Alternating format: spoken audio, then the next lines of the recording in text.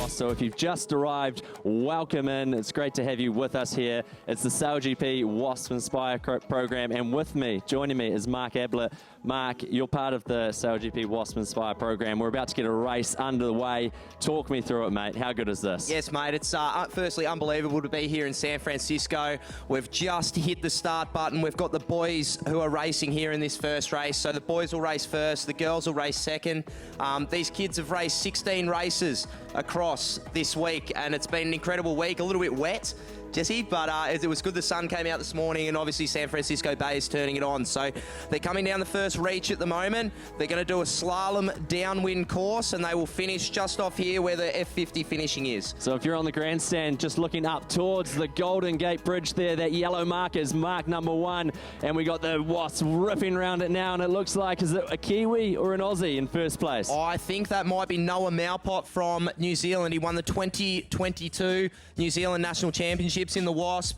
He's really progressing well. It's really tight, obviously, up there in the front pack. There's some great stories in the fleet. For all those US fans out there, our Hawaiian athlete Gavin Ball is actually leading the event under the US banner. He's got a good lead at the moment, and they'll be finishing off their series later on today. So make sure you give him plenty as he comes past. So coming around mark number 2 now, that red marker as you look out towards the Golden Gate Bridge. This is just a downwind slalom course. They don't have to worry about going upwind. This is all just fast, furious, come downwind, and it is boat number 7. I think that is the Australian. It is the Australian, mate. So that's Louis Tilley, and he came second in the Australian Nationals in January. He qualified at the SailGP Inspire event in Sydney.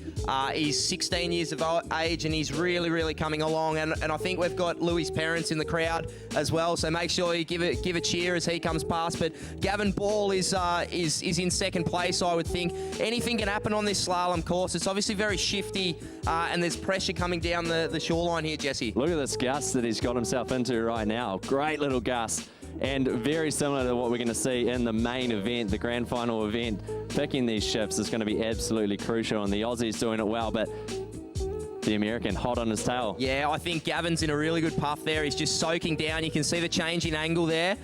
He's a bit lower. He's pointing the front of his boat down a little bit, so he's really on the hunt here for Louis. And look at the congestion we've got here in the back, and there's some great stories here. We've got a Singapore sailor, Bermudan sailor, who essentially, you know, probably 12 months ago, they actually couldn't foil.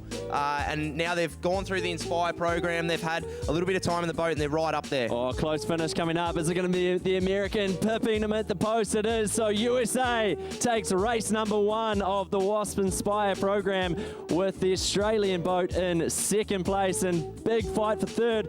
Who's it going to be? It is going to be New Zealand, I think. Noah Malpot from New Zealand picking up third place there.